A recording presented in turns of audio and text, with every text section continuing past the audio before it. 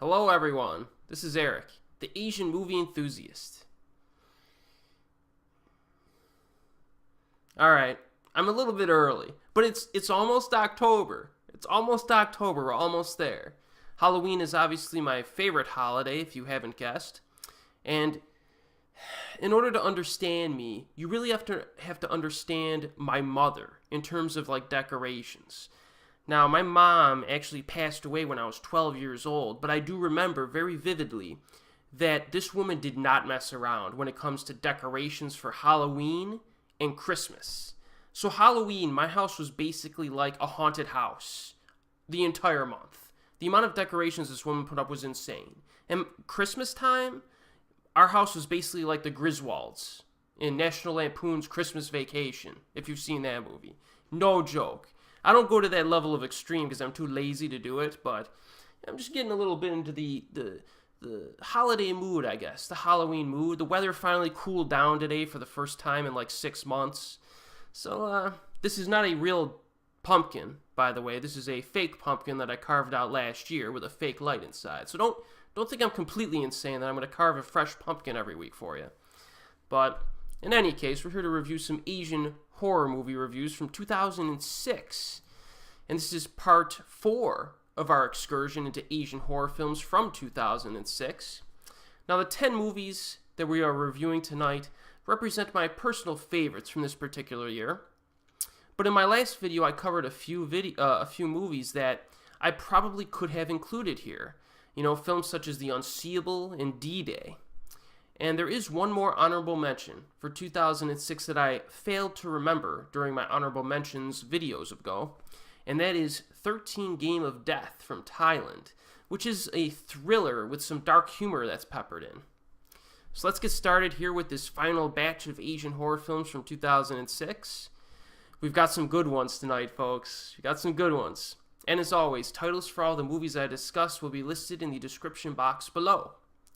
Now, our first film here is one that is not well known, and that is Wag Kang Lilingon, also known as Don't Look Back, from the Philippines.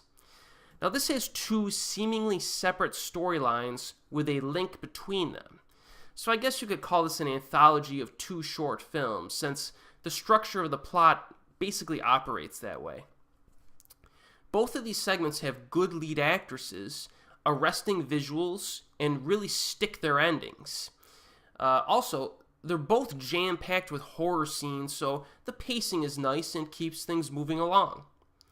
So in the first part, titled Uyayi, which is 35 minutes long, a night shift nurse and her reporter boyfriend investigate the deaths of inpatients at a hospital. And at the beginning, you're not really quite sure if it's a supernatural or a human threat. You know, similar in some sense to February 29th, which we reviewed in a prior video. But this gets cleared up later on during this movie. The stylish camera work is executed with some pizzazz, and the scoring is very solid as well. Uses some very intense ambient music. You know, it doesn't have like jump scare scoring, which is good. It has like a really intense, prolonged, ambient sound design to it, which I liked. So these techniques create a consistently ominous mood, and the eerie hospital location also adds to the effect. Now, the ghosts in this are very ugly and kind of bloody because they take the form of like freaky-looking male patients who have previously died at the hospital. Now, I thought the story was, I would say, legitimately scary. This is one of those Asian horror films that definitely creeped me out a bit. And the ending, I think, is fantastic in this. Now, a few videos ago, I covered the less impressive Asian horror films from this year, and one trend that we observed was that many of them just botched their endings. They couldn't stick an ending to save their lives for most of those films. Well, that is not a problem with this film. I really enjoyed the ending in the first segment of this 2-part anthology. Now, the second part is titled Salamin, which is 60 minutes long, so it's a little bit longer. It's about a girl and her family who move into a rundown house, but a mirror in the basement proves to be a gateway to the spirit world. Now, it's introduced near the beginning that the mirror may show a woman her future husband, which tempts the protagonist to try it out. This segment starts off very good and immediately establishes a creepy atmosphere. However, I do think that it chucks in maybe a few too many jump scares along the way. There's not a lot of them, but there are a few of them peppered in. So it's not a big minus, but you know me, if a horror film can throw in no jump scares, it's a big positive. This one didn't quite meet that high level of I guess expectation, but it's there's not too many. Also, I would have to say that why I mentioned that is because one of those few jump scares is a jumping cat that jumps out. Yeah. So that one really annoyed me. If they would have excluded that scene, it would have been perfect, basically, in terms of not having jump scares, or very few of them. But there is one jumping cat scene, which I just can't excuse. I'm sorry. But this is still a very good film, very fun to watch, and it has some good horror scenes within it, including some candlelit walks at night. If you like horror films with people like searching the house with candlelight and candlesticks, it's got some of that in this. And the ending is very cool. The second segment also sticks its ending fairly well. One other observation I want to make is that Wag Kang Lilingon feels like a horror film that would have been made like back in the 1980s. I don't know why. I think the visuals and the cameras that they used they're not crystal clear. I'll put it that way. They're not like real sharp Blu-ray style camera work in this. There's a little bit of a fuzziness to it, which gives it kind of an old school feel, and I like that. That's the kind of vibe I got from this one. Definitely recommend this. I like this one a lot. I rewatched it this week, and it definitely holds up. Wag Kang Lilingon. And it can be purchased on DVD, but it is getting more difficult to find nowadays, but I still found it fairly easily. Now our next film, it looks like we're going to be country hopping again tonight to a lot of different countries. Our next film is from Taiwan, and that is called Silk. This is a Taiwanese horror thriller hybrid. So after a strange death of a scientist, a team of paranormal researchers study the behavior of a ghost using advanced technology. This is an interesting premise, and I want to give you a little bit more of a descriptive picture of this and what's going on here. So I'm going to use a synopsis from Wikipedia, which is a bit detailed and well written. So, in Taipei, a team of ghost hunters pay a freelance cameraman to photograph places looking for paranormal activity. From the sounds of things, I guess previous attempts have been unsuccessful. The cameraman is taking his pictures, and this time, he captures a picture of a boy in a seemingly empty room. Now, the team of ghost hunters are thrilled by this, and take it upon themselves to further investigate. They bring in a police officer, a sharpshooter for some reason, and a lip reader for further help in their investigation to study the ghost. Now, on the other side of this dramatic aspect is that the director of the program calls the team up and basically gives up, I guess he's thinking of giving up the funding of the research, to stop the funding, because he thinks that it's a worthless and costly project for the Japanese government. Apparently it's funded by the Japanese. So the team at that time reveals a special magnetic cube that can split itself and capture energy of any form. And its capacity to hold energy is such that it can withstand the force of gravity and float in the air. Now, the director, after seeing this, agrees to offer some further financial support. And then it's further revealed that these cubes are actually imperative to this ghostly research because they line a room with these cubes to keep this captured ghost in the room so they can continually monitor it and not have to worry about it escaping. So from the synopsis, it should be evident that this has some really interesting aspects to it that you don't see that much in horror films.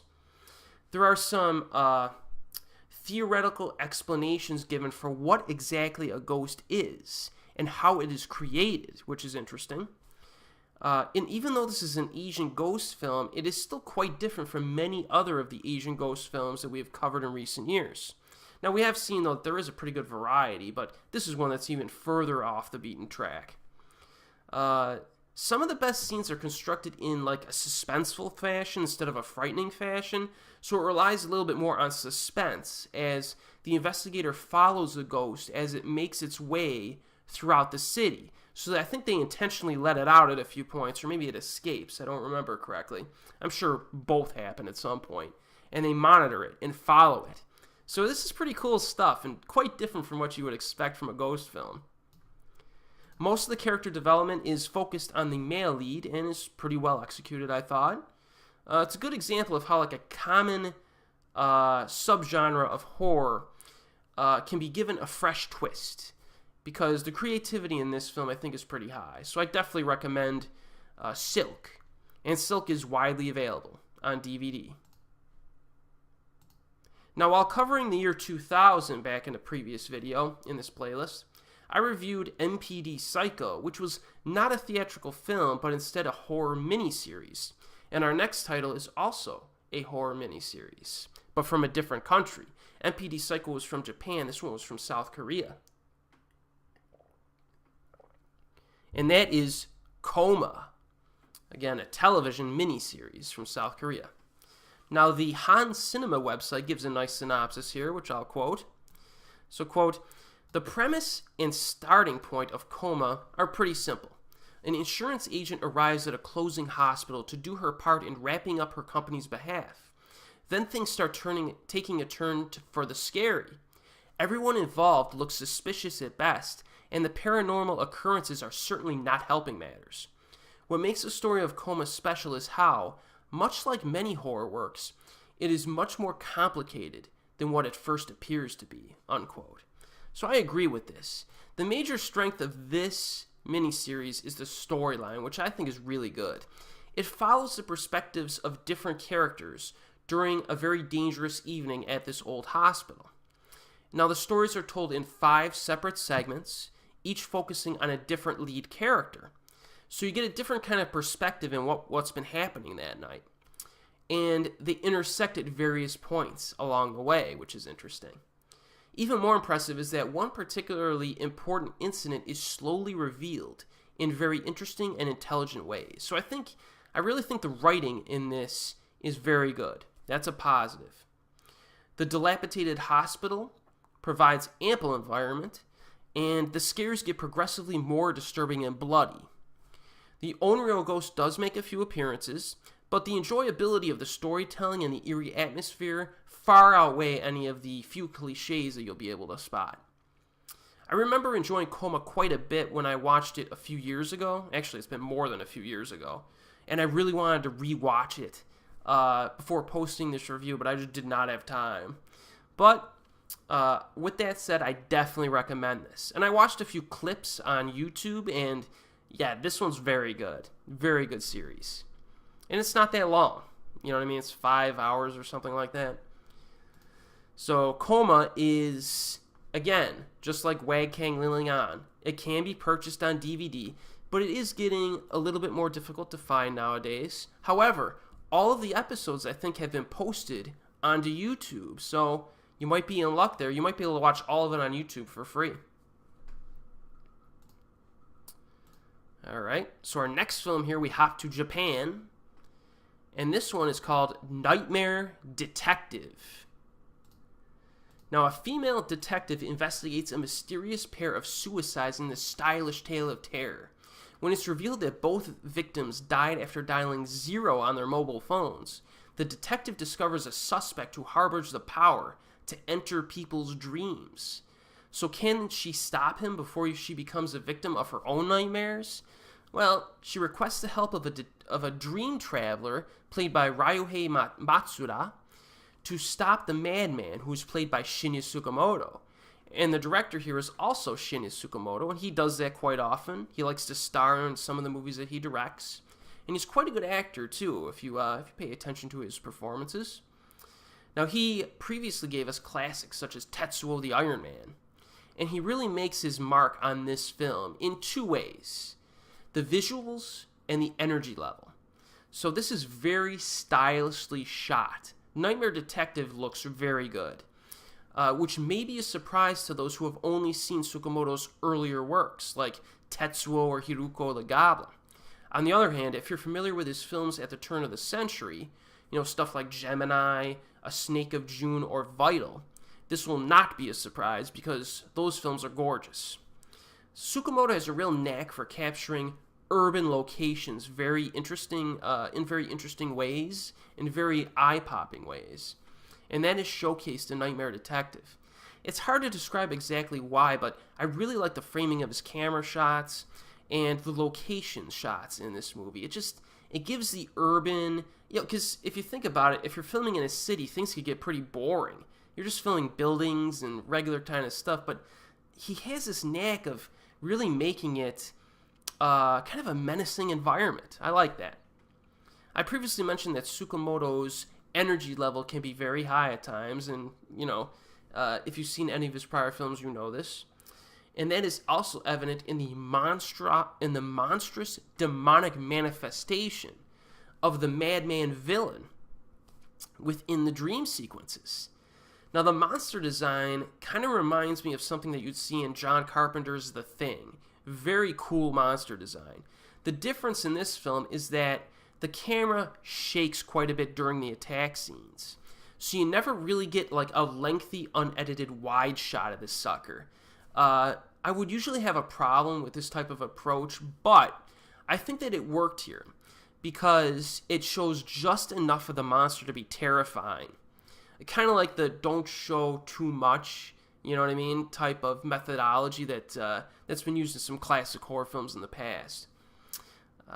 It also shifts to the monster's perspective, which I thought was interesting, as it quickly attacks its victims.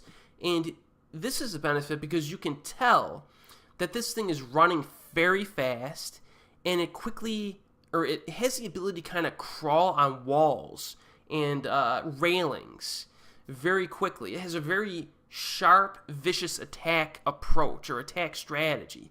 And you can do all of this without using CGI. So that really helps this movie because, in most cases, a monster shows up, it's going to be a CGI shot that's totally unconvincing. You completely bypass that in this movie by using kind of an editing trick, but still showing enough of the monster where you're like, man, this thing is nasty, and its attacks are vicious. So I think it worked here. I really think it worked here. And you completely avoid dodgy CGI, which is always a plus. Now, the death scenes themselves are pretty effective. They are very bloody. There's a lot of blood in this. And they frequently involve sharp knife wounds that look extremely painful. Painful wounds here. There are some other scare tactics, like some awkward humanoid mannerisms that occur during the dreams, which are pretty creepy. And Nightmare Detective avoids genre cliches very nicely. You know what I mean? There's no, typical ghostly cliches in this. It's very unorthodox film, I guess you could say. Storyline is engaging and interesting, and it gets weirder as the film progresses. So it starts off, some people, I think, when this movie came out, I think some people were complaining that Tsukamoto moved to more mainstream film, but for a mainstream film, this is still pretty weird, especially during the latter half. This also touches upon some themes that were explored in some of this director's previous films. So at one point, the bad guy says something like, "In this concrete jungle, you've lost your will to live." And this idea has been seen in movies like Tetsuo, Tokyo Fist, A Snake of June, etc. So we have some good subtle content here as well that really kind of fits in nicely with this director's filmography, or at least the themes that kind of run through his filmography. Now, a woman named Hitomi is the lead actress. I haven't seen her in much of anything else. She does a pretty good job here. Maybe a little bit stiff in terms of her performance, but that's kind of consistent with her character. Ando Masunobu, the crazy guy from Battle Royale, I think his name was Kiriyama, the dude with the orange hair, he's in this. He shows up as a side character, as well as the veteran Ren Osuji, who you've seen, who basically is in every Japanese movie. So, he's in this too. So there's definitely a few recognizable faces in this, which is cool. And we are going to cover the sequel, Nightmare Detective 2, in a later video when we cover 2008. But the first Nightmare Detective film comes strongly recommended. I really like this one. And this film is widely available on DVD. Alright, we continue to country hop Our next title is one of the first Indonesian horror films I had ever seen. Even though it's not chronologically the earliest, this is one of the first ones that I saw. And it's still one of my favorites. And that is Kuntilanak. An orphaned young woman moves to an isolated boarding house in North Jakarta, trying to avoid the advances of her perverted stepfather. The landlady of the house tells her that she can stay there, under the condition that the second floor is locked up, with no one allowed inside. It is mentioned that a certain poem, as well as certain antique objects, are capable of summoning a Kuntilanak, a female ghost with half the body of a horse, which is rumored to be living in a weeping fig tree in front of the house. Meanwhile, our protagonist has recurring nightmares of a woman in a fire, with 3 objects laid before her. So if you watch this movie, you might recognize the lead actress. You might say, man, I kind of recognize that lead actress. Where was she from? Well, that's because it's the beautiful Julie Estelle, who would later be known as Hammer Girl from The Raid 2. Yes, Hammer Girl is in Kuntilanak. She's given a lot more screen time, obviously, in Kuntilanak because she's the lead in this, and she holds the screen very well in this, and basically carries the film on her back. When I first saw this film, I immediately became a fan of hers, and I try to watch everything I can with her in it. The style of this Indonesian entry feels different from other Asian countries, which I've said previously. Indonesian horror films, even though they do have a lot of cliches to them sometimes, this one not as much, but they do have a series of generic films that aren't really that good, but they still feel different, just based on the ghost designs and other stuff. And they also pepper in some specific cultural elements and folklore as well, and Kuntilanak has some of that, so you get some authenticity to this. So overall, there's a lot of atmosphere here in this film, very nice lighting, an unusual spiritual apparition, siren-like curse melodies that are sung by the characters, especially the lead actress, a menacing-looking tree, and a satisfying climax. That's a pretty good recipe for an entertaining film. And there's one moment near the end involving mirrors that I thought was very cool. So I definitely recommend Kuntilanak. This is a solid flick. Now, Kuntilanak is actually hard to find on DVD. I have a copy without subtitles, and I have no idea where I bought it. It was years ago, like 10 years ago. I don't know where I got it, and I couldn't find it. But I did find it on YouTube without subtitles. Although, wait a minute, it might have had subtitles. So check YouTube. You might be able to find it with subs. This is one to check out if you can. All right, let's move on to another country here. And this is another good one. This film is called Recycle. This is a Hong Kong-Thai co-production that was directed by the Pang brothers, the men who gave us films like The Eye and Abnormal Beauty. This one is a genre-bending fantasy horror adventure about a novelist, played by Angelica Lee, who also starred in The Eye, who is transported to a nightmarish alternate dimension. So our protagonist is struggling to come up with a follow-up to her best-selling trilogy of romance novels.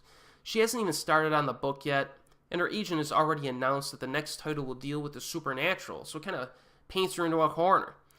But after drafting her first chapter of this novel, she just stops and deletes the file from her computer, unsatisfied with what's going on here. But then, she starts seeing strange, unexplainable things, and finds that she's experiencing the supernatural events that she described in her novel to be. Now, the level of creativity in this movie is high, very high creativity, with a blending of familiar and not so familiar landscapes. After our protagonist is transported into this alternate world, she must travel between a multitude of horrific realms, which are very different from one another, eluding all kinds of different monsters and dangers. I don't want to be too descriptive regarding the types of evil that are presented here, because it's fun to discover it for yourself, especially if you don't know what's coming. The atmosphere and special effects are very exotic, as is the use of lighting and color. I wouldn't say, I'm trying to think, the CGI in this, there is quite a bit of it, but there's also a lot of practical effects as well. So it's a nice mix. The CGI, I think, really works because it's a fantasy film, and if it has an unreal or slightly unrealistic bent to it, it works because you're in an alternate dimension. You know what I mean? So this is one case where, the CGI I think is a pretty good quality, but even the spots where it is a little weak, it still works. Now, where am I here? Oh yeah, some of the locations in this feel like a demonic carnival setting, which I really liked. And it makes you feel like you're in a completely different world, which is essential for a film of this kind. So the fantasy elements are very strong here, and that makes Recycle a lot of fun to watch. The tempo is pretty fast. You do have like a half an hour introduction, which I actually thought was pretty fascinating, and how it sets everything up. And the horror content nicely mirrors the multiple themes that are explored in this, one of which is the abandonment and forgetfulness of toys and ideas in general. Which reminded me a little bit of the Neverending Story. So if you've seen the Neverending Story, there are a few elements in there that are similar, and it employs them well. If I did have one criticism, it is that a few of the dramatic moments did feel a little bit melodramatic, and a bit cheesy maybe, but that's a minor gripe. I have noticed that a few people online were actually offended by the ending of this movie, because they took away some kind of a political, moral message from it, but the director themselves said that they had no intention of making any grand statements, which means that the ending of this film is simply kind of a logical human progression of one of the movie's themes. So, I'm not going to tell you what that theme is because it might spoil the ending, but don't get too offended by this, all right? Yeah, I really like this one. Recycle is a very creative horror fantasy that gets better after repeat viewings. First time I saw this, I liked it. Second time I saw it, I really liked it. And Recycle is widely available on DVD. All right. The next one here, another one that few people know about, but it's freaking awesome. Unholy Women, a Japanese horror anthology. So this is an anthology of 3 short films with a total runtime of 1 hour and 46 minutes. So most fortunately, each of these stories is very different from one another, and we've got some good stuff in this one. In the first story, titled Rattle Rattle, a girl is transported to an alternate dimension and chased by a psychotic, wraith-like murderer. Now this alternate dimension is very similar to the urban area of Tokyo, but it is abandoned and has some strange phenomena within it. The fun thing about this movie is that it has a certain goofiness to it that somehow works to create a spooky awkwardness. So some examples would be the weird facial expressions of the wraith and the odd phone call our protagonist receives from her boyfriend at one point. So this kind of old school spookiness that has a slight aura of cheese is something you see in some classic horror films from back in the day. And I like that some contemporary Japanese horror films use a similar tone, even though maybe some viewers might be turned off by it, because everything needs to be so serious now, you know what I mean? But there are some good plot turns along the way in this, and the lead actress is fun to watch. Also, the non-stop tempo creates a very lean, satisfying experience. This one just keeps moving. Also, I really like the rattling noises that are used when the murderer is in the area. You can hear the rattling and you know something bad's going to happen soon. This is a fan favorite, I think, from the few people that have seen this, and I can see why. So Rattle Rattle is pretty solid. Kind of weird how we covered a few movies in this video already that are alternate dimension movies, which is not something most people think about when they think of Asian horror, but we've actually covered quite a few of them in this playlist so far. So this is another one, and it's a good one. Very fun. In the second story, Hagane, also known as Steel, this one is an amusing romantic comedy horror film. Now hear me out. It sounds weird, and it is, but hear me out. It's about a guy who is coerced by his boss to go on a blind date with a woman who, for some unknown reason, covers the upper half of her body with a potato sack. So you cannot see the upper half of her body. All you can see is her legs, which are quite nice. But this turns out to be one of the worst blind dates ever, as you might expect. So this mind-numbingly weird entry is a resounding success in terms of originality, black humor, and frightfulness. There's some creepy stuff in here. The interaction between the characters is very strange, and it's loaded with black humor that is surprisingly laid back in its presentation, yet totally hilarious. So it's not like wacky, dumb type humor. Everybody plays it straight in this, and it's, I wouldn't say subtle, but it's low key, and it's hilarious, and it's crazy at the same time. Hard to describe. It's one of those movies that you watch and say, wow, did that really happen? That's one of these. So I love this segment. I might like it even more than Rattle Rattle. So Hagane sweet. The third story, Inheritance, is a well-made, deliberately paced film that touches upon child abuse. So a woman returns to her childhood home with her son to take care of her elderly mother. However, the mother still resents her for divorcing her husband and breaking up the family. And she tells her that she should return to Tokyo. Just get out of here. But she stays. So at night, the little boy glimpses the spirit of another young boy, whom he eventually learns to be his late uncle, who had disappeared years earlier as a child. So this is probably the most traditional laid-back story within this anthology, but it's still quite good in terms of performances, direction, and story. It's a good quality film. Not quite as purely entertaining as the previous segments, but it does get fairly intense near the end. The end works. It works. So Inheritance is good too. So overall, I mean, this anthology, Unholy Women, is one of my favorites of all time. And, you know, the reasons obviously I've covered. Very high in creativity and overall quality. The problem, though, is that Unholy Women is difficult to find. I did find it on YouTube without subtitles. All right, we're in our top 3 films now from 2006, in my opinion. Oh, really, I love every movie that I've covered in this video, so it's kind of hard to pick the tops, the cream of the crop, so to speak. But, you know, we're trying to get there. The next film is from Japan, and it is called Retribution.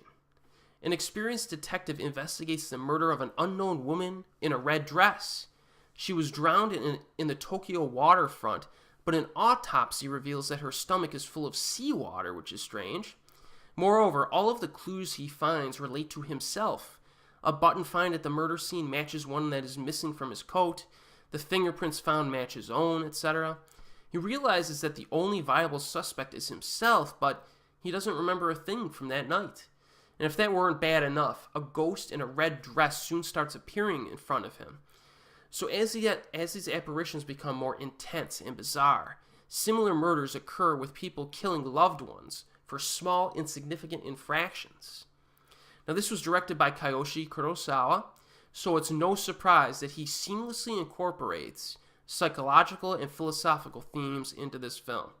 Here he focuses on the concept of abandonment and the consequences that lie behind the motive of the killings reach far beyond the primary characters, and that's all I'll tell you. Very intriguing second half to this film. Now, the horror sequences themselves are nicely done and incorporate a variety of techniques. Some critics have pointed out that Retribution has some stylistic and even some conceptual similarities to some of Kiyoshi's earlier horror films. But Retribution is also very different in terms of the ghost design and the scare tactics. Kiyoshi actually uses earthquakes in this movie, which is pretty cool. And there is one scene involving a water pan that is freaking crazy near the end of the movie. I love it. The ghost is more humanized than many Japanese horror films of recent memory. A lot more human than something like Sadako from The Ring. She also has a siren-like nature about her and engages in direct dialogue with the protagonist. So, that's nice. I found the ending to be very satisfying. Pacing is glacial here, which is no surprise given this director. But there's a lot here to enjoy for lovers of slow-burning horror. You know, Kiyoshi's films are very different from every other horror film out there, man. They really are. So every one is like an event film, really. Now, this is the 4th installment of the J-Horror Theater film series, which was directed by other directors. We previously covered Infection, Premonition, and Reincarnation in previous videos. This film project has yielded some solid movies, and all of them are completely distinguishable from one another. And you will see that this trend will continue when we cover the final 2 films in this film series in later videos. But for now, I can just say that Retribution is definitely recommended. I highly recommend it. Very cool, artsy horror flick.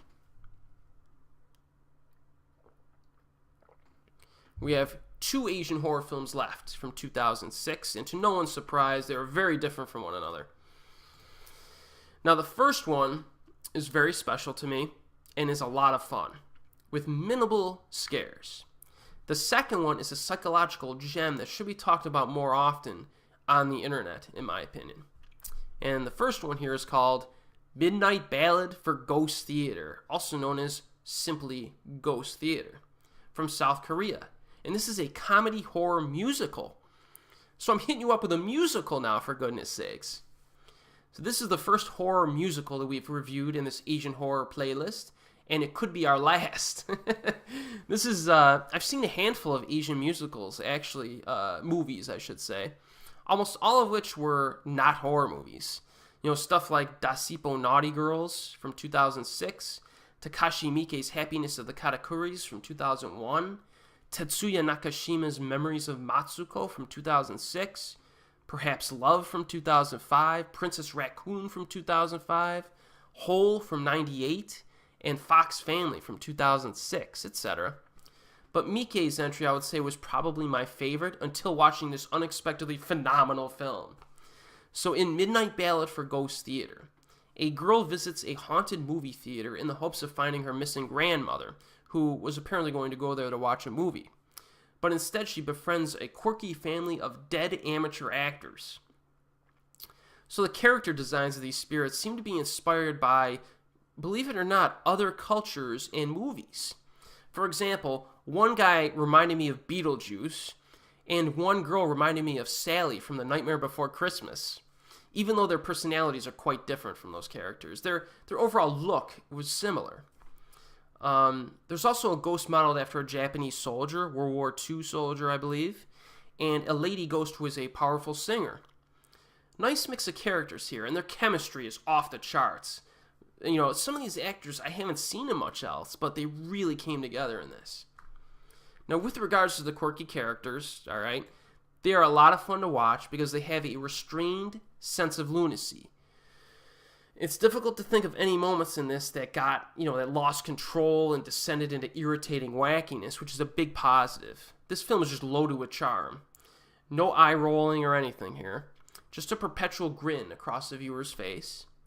Every ghost is given adequate time to shine numerous times, and the girl protagonist really opens up during the latter half. Some Japanese and South Korean films use traditional settings and architecture to great effect, like old mansions, theaters, etc. You know, films like Tamami, The Baby's Curse from 2008, which we'll get to, Orochi from 2008, and Ghost Theater are good examples of this. There's just something special about like an old building with lots of creaky floors, candles, and cobwebs. This theater is so old. It's like a mansion that was transformed into a theater. So the setting in this movie is really cool. There's also let's see here. This movie has those bells and whistles in abundance. Let's put it that way. The entire film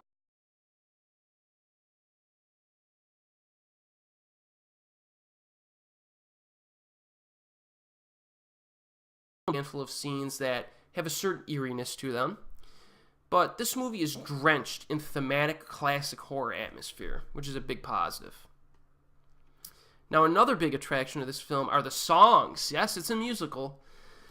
I kid you not. You might fall off your chair while seat dancing, I guess you would call it.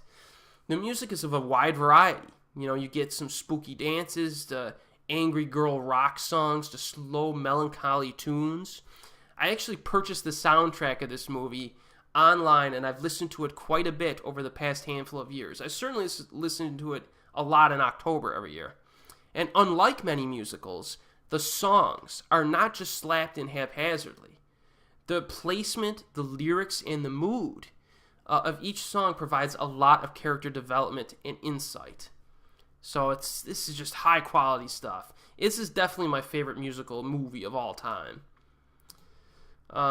Definitely one of the more entertaining films of recent memory due to its fantastic musical interludes, the moody architecture, as I mentioned, high quality acting from just about everyone, unexpected plot turns, lovable characters, and soaring imagination.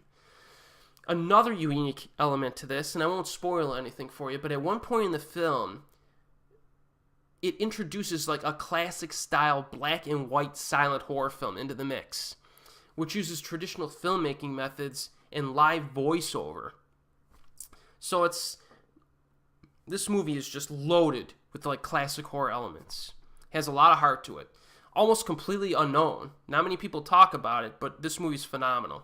Essential viewing that will now occupy a yearly time slot in my Halloween movie schedule. Now, Midnight Ballad for Ghost Theater can be purchased on DVD, but this one has always been kind of difficult to find.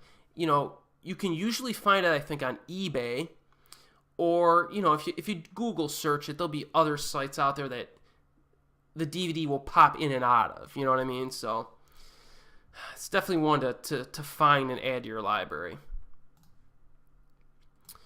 Alright, our final film. Man, this video's going long, too. I'm sorry, I'm trying to keep these videos, below 40 minutes, but I just blabber on and on. So our final film tonight is technically my favorite Asian horror film from 2006. Love this movie, and that is Diary, also known as Man Seung. This is another Hong Kong Thai co-production that was directed by Oxide Pang. So the basic premise of this film is that a schizophrenic young woman becomes obsessed with another man. So our protagonist is a very needy person, okay? At least in terms of her romantic relationships. And she has some psychological problems that affect her ability to normally function in everyday life. Now, the condition of schizophrenia is given ample attention here, and that leads to some awesome visuals that are used to communicate her fears. And speaking of visuals, the cinematography in this is gorgeous, using a variety of techniques to create a lot of atmosphere. Some scenes are shown in black and white, while others are shot with restricted colors. The limited CGI is very fantasy-like, which is very interesting when one considers that most of it is used within an apartment. In some cases, in other films, the use of CGI can be a detriment, as we've seen in previous videos in this playlist. But I must say that the special effects in this movie look really cool and are very creative. So basically, this movie is like eye candy from minute one. Script is very well written and complex. There's a lot of twists and turns here within this storyline, but in the end, they're really all logical extensions when the film is studied and understood properly. It acts kind of like a mystery that slowly reveals itself until the very last frame. Diary has a lot of psychological depth to it and thought-provoking content, so it might take multiple viewings for you to get everything. And as in many of Oxide Pang's films, there's kind of a trademark scoring style that is different from many other horror films.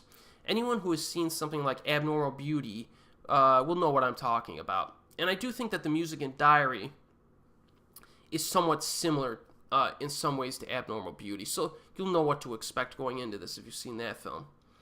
Needless to say, though, there is some impressive music in this film.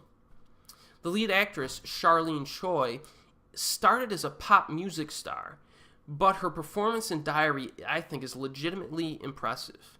She's practically unrecognizable from her previous roles. She's psychologically fragile, obsessive, desperate, subtle, and very unstable. So she's a very convincing schizophrenic, I think. Although I don't know any schizophrenics in real life, but her performance seemed real. Now, some online reviewers criticize the structure of this film a little bit, which is quite unorthodox. For example, the opening credits don't even appear until later on in the film, which is kind of odd. And you're not really sure near the end of the film when it's going to end. It just kind of keeps kind of going.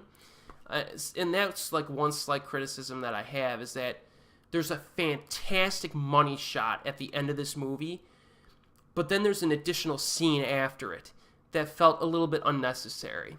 But regardless, I mean, Diary is a freaking excellent movie that should be mentioned far more often when people discuss their favorite Asian horror films, and I highly recommend it. And this film is widely available on DVD. All right. So that's 2006 in Asian horror. Again, I love practically every movie I covered in this video. I think that 2005 is arguably the best year in the history of this industry, and 2006 really isn't that far behind. I mean, we just covered 10 movies in this video that are legitimately impressive, in my opinion, and entertaining. And that doesn't even count a few of the more solid flicks we covered in our last video. And really when I think about it, this Asian Horror Year in Review playlist will be useful to fans of horror movies, I think. And one reason for this is because there are a lot of good quality Asian horror films that were released during the mid to late 2000s and 2010s all the way to the present day that many people have either not heard of or simply haven't bothered to watch. So stay tuned for my next video when I will crack into Asian horror films from 2007. And as always, we'll see you next time.